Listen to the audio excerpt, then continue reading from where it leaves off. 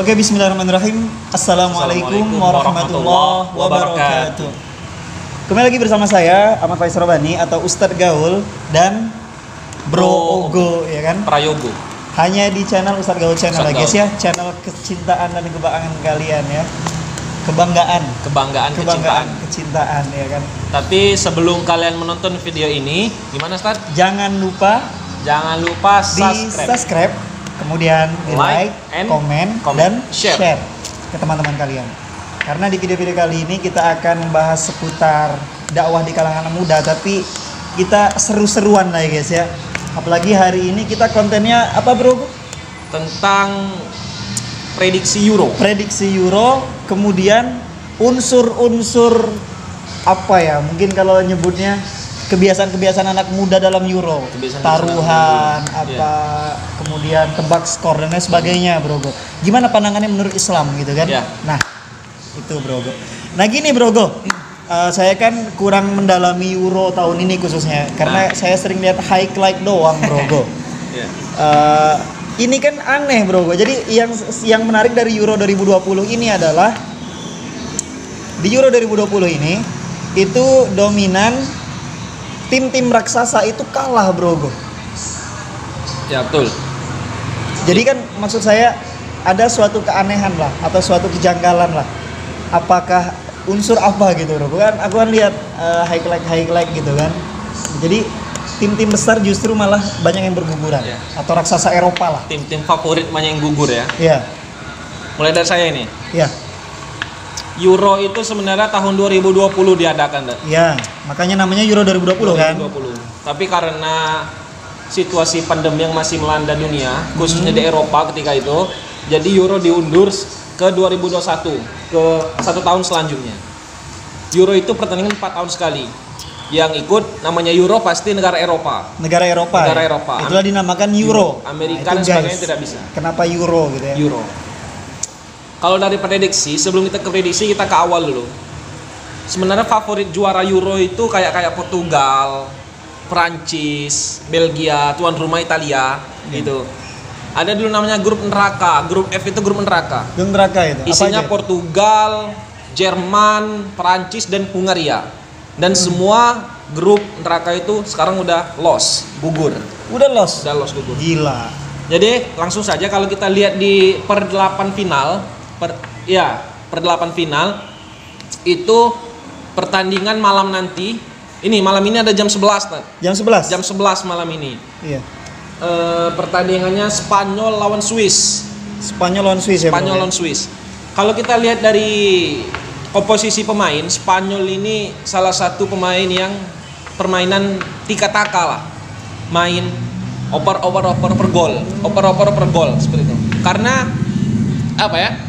Karena pelatihnya dulu pelatih Barcelona. Oh iya benar. Tapi menjadi kontroversi juga karena tidak ada satupun muka pemain Real Madrid di dalam Spanyol. Iya. Padahal bintang-bintang Spanyol, bintang-bintang Real Madrid banyak harusnya di Spanyol. Kayak Sergio Ramos, bek terbaik dunia. Di depannya ada Isco, Asensio, dan tengahnya masih banyak pemain-pemain yang seharusnya dibawa.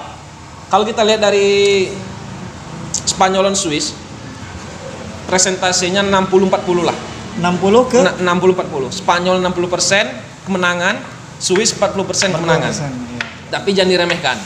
Prancis yang favorit juara itu dikalahkan oleh Swiss. Walaupun penalti ya. Karena kan memang gol terakhirnya itu kan memang gila banget itu ya. Momennya. Menit 80 kalau nggak salah itu 3-1. Prancis unggul. Menit 90 tambah extra time 3-sama. Berarti Swiss itu hanya butuh waktu kurang dari 10 menit untuk 2 gol. Gila. Itu kan sesuatu yang sangat susah sebenarnya kan? Dan kayak mustahil gitu. Nah, jadi Swiss ini menjadi tantangan berat buat Spanyol. Karena banyak bintang-bintang Swiss ini, ada Xherdan Shaqiri namanya. Xherdan Shaqiri itu bintang Liverpool. Pemain kaki kidal. Terus ada Granit Xhaka. Granit Xhaka itu gelandang dari Arsenal, Inggris. Nah, kalau kita lihat prediksi dari Spanyol dan Swiss ini 60-40 lah, tapi tidak bisa diremehkan dari Swiss. Terus pertandingan selanjutnya itu ada, kalau kita lihat ada ini yang menarik, Tad. Italia lawan Belgia. Italia sama Belgia. Italia lawan Belgia. Italia lawan Belgia, kalau kita lihat, Italia ini kan tuan rumah. Tuan rumah ya. Tuan rumah dari Euro 2020 tuh, tapi sekarang 2021. Tapi karena pandemi Covid, tidak semua pertandingan dimainkan di Italia. Pertandingan Euro itu dimainkan fleksibel. Kadang di London, di Inggris, kadang di Hungari, bisa di mana saja karena tidak mungkin semua negara dari Eropa itu bertempat satu di Italia. Karena kita kan menghindari pandemi Covid seperti itu kan. Jadi mainnya tuh bisa di kandang mana saja sebetulnya, tapi diseleksi dulu yang pastinya. Italia sama Belgium. Kalau saya mengunggulkan Italia ya. karena Italia itu pas di fase di fase grup itu belum pernah kebobolan. Belum pernah kebobolan satu gol pun. Kalau kita lihat Belgia ini komposisi pemainnya emang dari bawah nyampe atas itu sangat luar biasa. Kalau kita lihat dari pemain-pemainnya, nggak apa-apa disebut-sebut ya. Nggak apa-apa. Kalau dari Italia itu ada namanya kipernya Donnarumma. Donnarumma itu kiper AC Milan. Sedangkan Belgia itu ada Thibaut Courtois atau julukannya Courtois. Kiper dari Real Madrid. Nah, kalau kita lihat dari sisi pertahanan ya kan, Italia lebih unggul.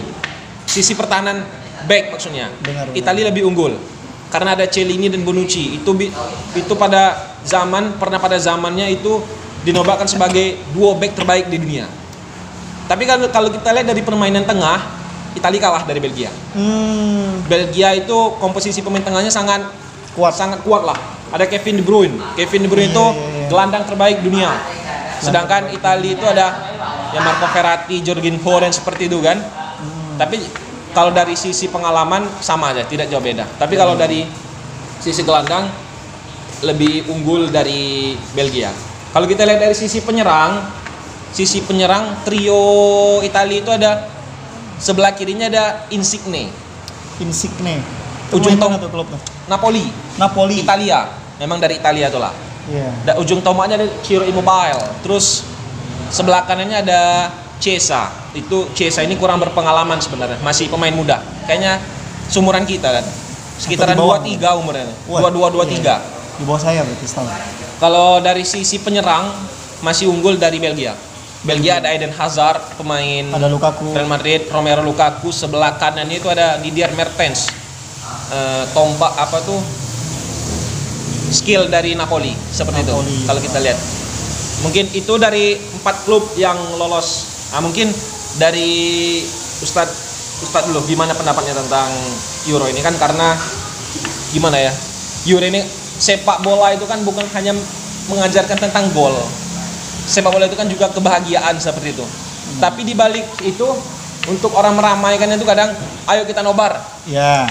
Kayak yang kalah, misal nanti malam nih, mana tahu ada orang kayak gitu kan? Ya. Misal nanti malam itu ada pertandingan Spanyol lawan Swiss. Yeah. Ayo aku megang Spanyol, aku megang Swiss. Nanti kalau kalah Swiss 50.000 gitu ya. Kalau menang Spanyol 50.000 ya, atau enggak isikan bensin bensin motor full. Dan dampak-dampak negatif lainnya lah. Padahal ya namanya hiburan, ya sekedar hiburan seperti itu kan. Kalau menang ya berarti kita menjagoin dia kan, tidak perlu ada duit di dalam itu kan. Nah, itu gimana pandangan Ustadz tuh? Biar kita memberitahu lah sama orang-orang teman-teman kita.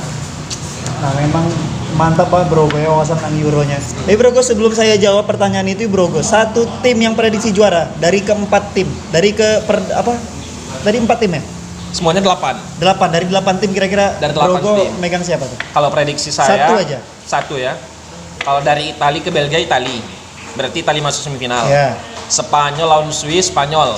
Jadi Spanyol masuk semifinal. Yeah. Italia ketemu Spanyol. Oke. Inggris lawan Denmark. Yeah. Inggris menang. Soalnya Inggris juga favorit, belum pernah kebobolan. Kemudian terus atas Ukraina lawan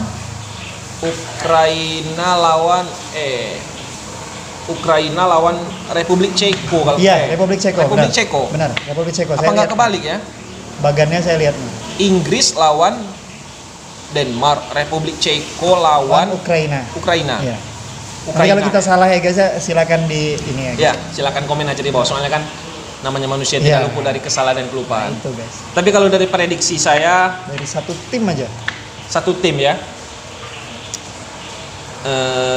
Inggris kayak. Inggris kalau dari saya. Oke, Hurricane guys. Harry Kane. Soalnya Hurricane guys. komposisi pemainan Inggris ini pemain inti sama pemain lapisnya sama aja, sama kuat. Sama kuat. Ya, silakan Dan. Nah gitu ya guys ya, jadi prediksi gila tadi dari Bro Ogo. Jadi dia wawasannya tentang sepak bola ya. Dia mengikuti memang Liga 1, Liga Prancis, Liga Inggris dan Liga Shopee. Liga Shopee juga ya guys ya. Liga Dia nggak Shopee. kalah ya. Nah, kalau dari saya Bro Ogo, Iya. benar sekali yang Bro Ogo sampaikan. Biasanya di Euro itu ramai-ramai dengan istilahnya taruhan. Iya. Nah kita bahas dari konsep agama Bro Ogo, karena Iya, memang betul. saya kan ustadz gaul gitu Iya, kan. Ustadz Gaul. Nah, dari konsep agama, Bro, kalau kita taruhan 1 lawan 1 dan ada uangnya, itu namanya judi, Bro.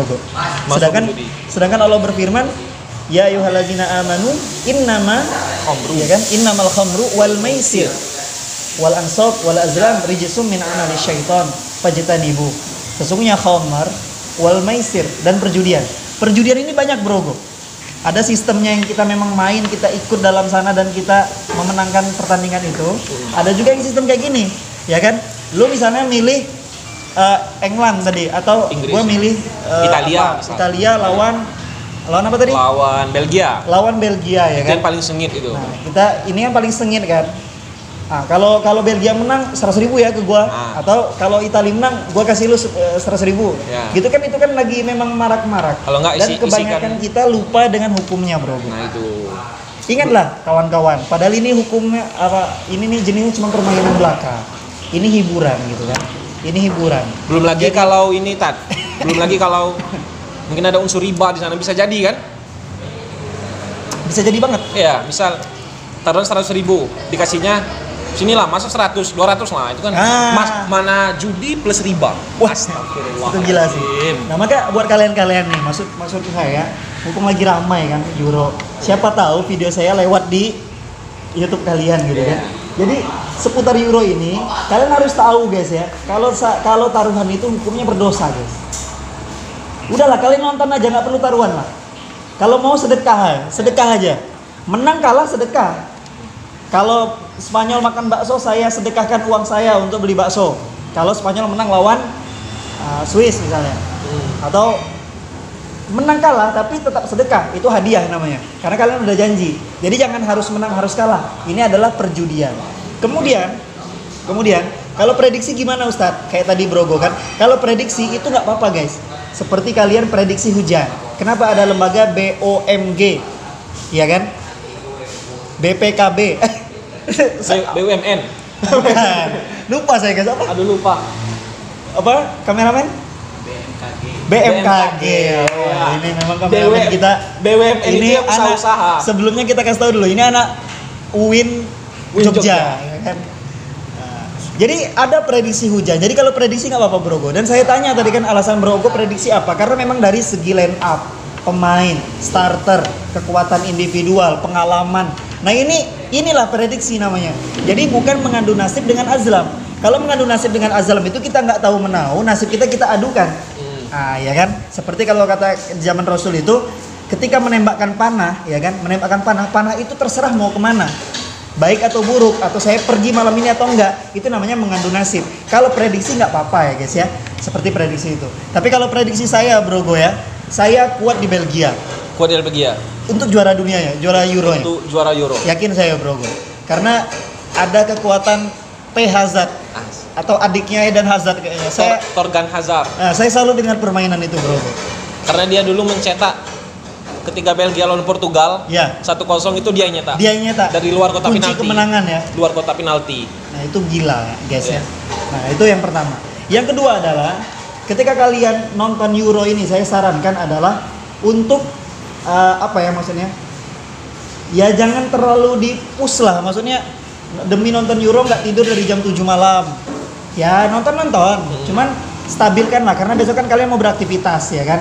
Ya saya nggak bisa komen banyak lah tentang ini. Yang penting kalian bisa subuh berjamaah, kemudian pagi aktivitas seperti biasa. Yang penting intinya itulah. Karena memang ini hobi ya guys ya. Saya juga hobi. Cuman karena udah lama nggak nonton bola jadi ketinggalan berita Brogo. Saya cuma lihat highlight. Nah, ininya doang, gol, momen-momen gol doang. Nah, kemudian yang terakhir adalah kalau dari saya Ustadz Gaul, Euro ini adalah suatu gambaran atau permainan yang mana ketika kita larut dengan permainan itu, maka kita bisa yang namanya loyalitas, bro. Loyalitas tanpa batas. Ini saya contohkan, jangankan Euro, Indonesia saja. Saya dulu pernah tinggal di Bandung ya.